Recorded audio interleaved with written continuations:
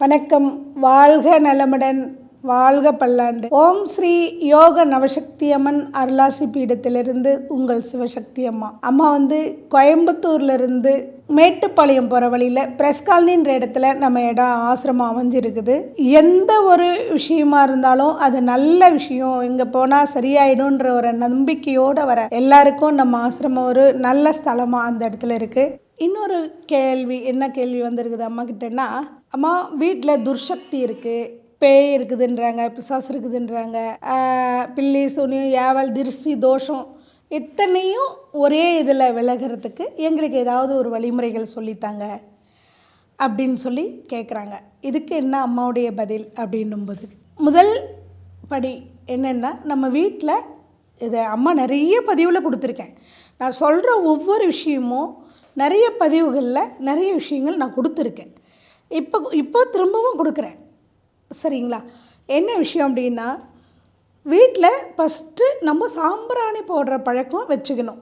அப்போ சாம்பிராணி எந்த மாதிரி போடலாம், எந்த மாதிரி சாம்பிராணி போடுறதுனாலேயே இது எல்லாம் விலகுமா?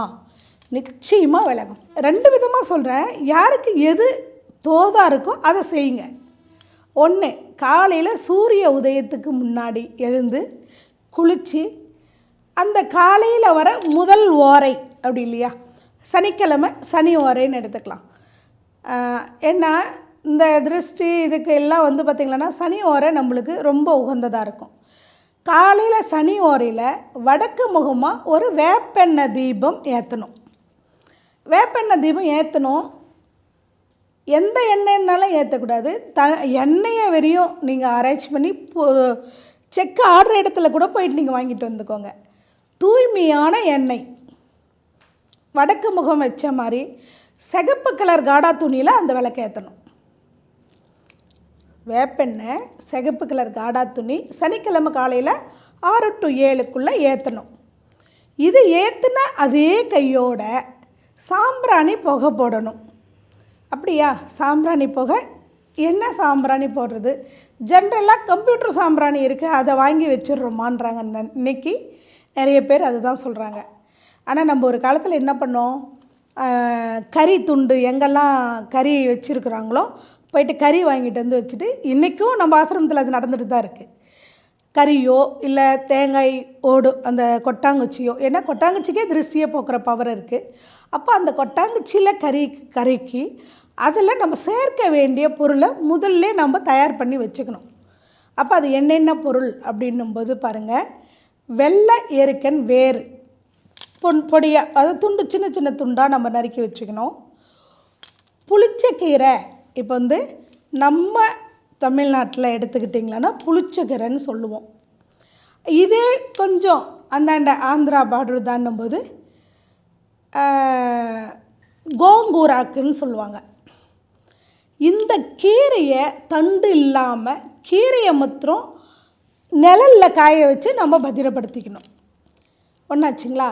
நாயுருவி வேறு, நிறைய வேர் எடுத்து துண்டு துண்டாக கட் பண்ணி நம்ம இந்த நாயுருவி வேறு, வெள்ளெருக்கன் வேறு, வெண்கடுகு, வெண்குங்குளியும், இதே போல் சாம்பிராணியில் வகை வகையாக வச்சுருப்பாங்க இல்லையா, பச்சை சாம்பிராணி, மஞ்சள் சாம்பிராணி அப்படின்ட்டு ஒரு 5 வகையான சாம்பிராணி. இதெல்லாம் ஒன்றும் பதியமாக இடித்து நம்ம ஒரு பாட்டிலில் அடைச்சி வச்சுக்கணும். இதை வாரத்துக்கு ஒரு முறை செய்வீங்களோ, மாதத்துக்கு ஒரு முறை செஞ்சு வச்சுக்குவீங்களோ, 500 வருடங்கள் ஆனாலும் கெடாத பொருட்கள் தான் இதெல்லாம். நம்ம இதை தனியாக சாம்பிராணி சேகரிச்சுட்டு இந்த பொடிச்ச வேருங்கள்லாம் கொஞ்சம் தனியாக சேகரிச்சுக்கலாம். இதில் வாய்ப்பு கிடைக்கிறவங்க குப்பைமேனி வேர் கூட சேர்த்துக்கலாம். இதில் மருதாணி காய் முக்கியம். மருதாணி காய் ரொம்ப ரொம்ப அவசியம். இந்த மருதாணி காயும் இதில் சேர்த்துக்கணும். இதை சாம்பிராணி புகை, அதாவது பெட்ரூமில் போடுறீங்கன்னா அந்த கட்டிலுக்கு கீழே எல்லாம் போடணும். பெட்ரூமில் கட்டிலுக்கு கீழே போடும்போது கட்டிலுக்கு கீழே நிறைய பொருள்களை அடைச்சி வைக்கக்கூடாது. இடம் இல்லை, வேறு வழி இல்லைன்னும்போது அதை அப்போவும் குழந்தைங்க படுக்கிற கட்டிலுக்கு கீழே கூட வச்சிடலாம். கணவன் மனைவி இருக்கக்கூடிய ரூமில் கட்டிலுக்கு கீழே தயவு செய்து எந்த பொருளையும் அடைச்சி வைக்காதீங்க. மனக்குழப்பம், நீங்கள் வெளியே இருக்கும்போது கூட படுத்திங்களான நிம்மதியாக இருக்க முடியாது. ஒருத்தருக்கு ஒருத்தர் கருத்து வேறுபாடுகள், மனசஞ்சலங்கள், இது நிறைய வர வாய்ப்புகள் இருக்குது. இது எல்லாமே இந்த சாம்பிராணி புகை போடுறதுனாலேயே நிச்சயமாக விலகும், மனசாந்தி கிடைக்கும். எவ்வளோ பெரிய விஷயம்! சாம்பிராணி புகை போடுறதுலையே நம்மளுக்கு இத்தனை நல்ல விஷயங்கள் நடக்குது. அதாவது பில்லி, சூனி, ஏவல், திருஷ்டி, தோஷங்கள் இந்த மாதிரி எது இருந்தாலுமே விலகும். இதுக்கு என்ன பண்ணணும்? வெளியே எண்ணெயில் விளக்கேற்றணும், வேப்பெண்ணெய் விளக்கேற்றணும், சாம்பிராணி ரெடி பண்ணிவிட்டு சாம்பிராணி போடணும்.